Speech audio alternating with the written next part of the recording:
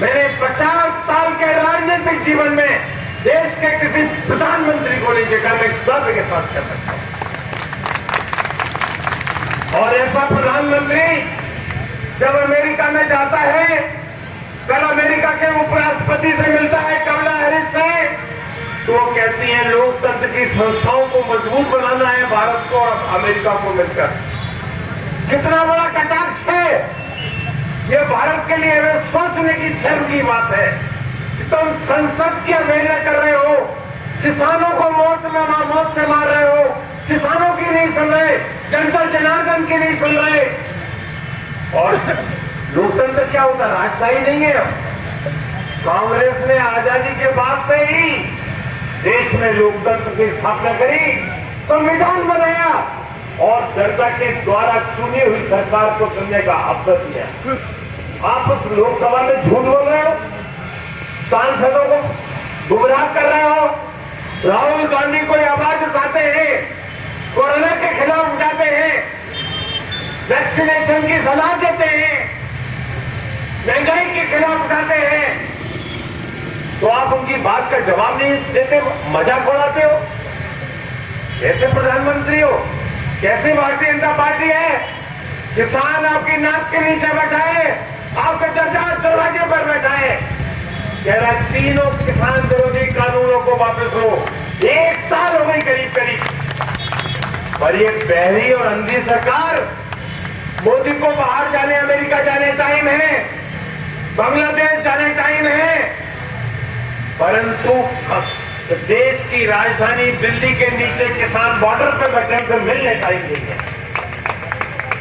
किसान देश का अन्नदाता है, देश को आत्मनिर्भर बनाया है। कटोरा लेके भारत में पहले अनाज मांगते हुए विदेशों से, अमेरिका से, दूसरे ऑस्ट्रेलिया से, कहां से आता था।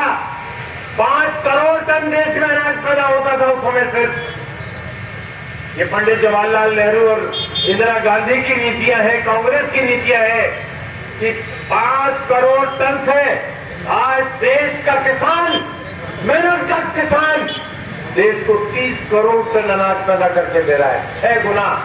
6 गुना ये ताकत है भारतवर्ष की, ये ताकत है देश के, हिंदुस्तान के किसानों की। आप डीजल दुगने के भाव दे रहे हो। 50 रुपए का डीजल मिलने वाला 100 रुपया कर दिया। 60-65 रुपए के लीटर एक पेट्रोल मिलता था, उसको 115 रुपया कर दिया। जो गैस का सिलेंडर रसोई घर का हमारा एक बहुत बड़ा शक्ति का साधन होता है, वो 350 रुपए का मिलता था, 900 रुपया हो गया। आसमान, महंगाई आसमान छू रही है, कहां जाएगा गरीब? और आपको अपनी अकड़ से फुर्सत नहीं है, अपने अहंकार से फुर्सत नहीं है। और हमारे मध्य प्रदेश में तो मामा क्या कहता है, नहीं होगा तब सही सरकार चलेगी। वो जो तुम्हारे बस की बात नहीं हो तो इस्तीफा दो और जो सौदेबाजी की सरकार करके चुनाव करवा लो, जनता फैसला दे देगी। शिवराज सिंह जी ने जो दूसरी बात कही सुन लो आप। कानून व्यवस्था, कमलनाथ जी कहते हैं मध्य प्रदेश की कानून व्यवस्था चरमरा गई, गरीब मर रहे हैं, आदिवासियों को दिन दहाड़े मारा जा रहा है, कई जिलों में बलात्कार की घटनाएं हुई हैं।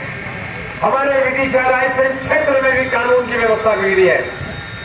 यदि आप गौर करें तो उसी प्रेस कॉन्फ्रेंस में, उसी वीडियो कॉन्फ्रेंस में मुख्यमंत्री शिवराज सिंह ने कहा कि ये व्हाट्सएप की पुलिस नहीं चलेगी, व्हाट्सएप के पुलिसिया कानून नहीं चलेगा। इसका मतलब यह है कि तुम्हारी पुलिस भी काम नहीं कर रही, व्हाट्सएप पे उसका कॉग्निजेंस ले रही है। तुमने स्वीकार किया, हम नहीं कह रहे। ये शिवराज सिंह ने कहा है वीडियो कॉन्फ्रेंस में कलेक्टर से और कमिश्नर से, सचिव से। इतने नीचे स्तर पर कानून व्यवस्था गिर जाए, तुम्हें पुलिस को हिदायत देने पड़े, तो तुमने अधिकार क्या दिए पुलिस को? तुमने आईजी, डीआईजी और एसपी को क्या अधिकार दिए? और वो क्या काम कर रहा है कानून के रक्षक? इसका हिसाब किताब तो व्यापारी की से देखना चाहिए। जब तुम खुद स्वीकार कर रहे हो कि इतनी निम्न स्तर की कानून व्यवस्था हो गई, तो आपको ये शर्म की बात होना चाहिए।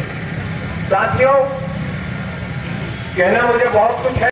सोनिया गांधी और राहुल साथ दे रहा है वो सही मायने में कसौटी पे परखा हुआ कार्यकर्ता है, जिसकी परख की जा रही है, जिसकी परख हो रही है। तो आज दिल्ली में बेईमानों की सरकार है, झूठों के सरदार देश के प्रधानमंत्री हैं। उनसे यदि पूछा जाए कि कोरोना में कितनी मौतें हुई तो वो कहते हैं मालूम नहीं। ऑक्सीजन की कमी से कितनी हिंदुस्तान में मौत हुई वो कहते हैं संसद के अंदर कि हमारे पास आंकड़े नहीं। यदि उनसे पूछा जाए कि पूरे चुनाव में पिछले ये कहते थे कि बाहर कितना काला धन है तो वो कहते हैं अब हमें मालूम नहीं हिंदुस्तान के बाहर कितना काला धन है। यदि उनसे पूछा जाए कि आज देश की बढ़ती हुई महंगाई कहां पहुंच गई, वो कहते हैं हमें मालूम नहीं महंगाई कहां पहुंच गई। ऐसे झूठ बोलने वाले, झूठी बातों का वायरल करने वाले मैंने 50 साल के राजनीतिक जीवन में देश के किसी प्रधानमंत्री को नहीं देखा। मैं गर्व के साथ कह सकता हूं।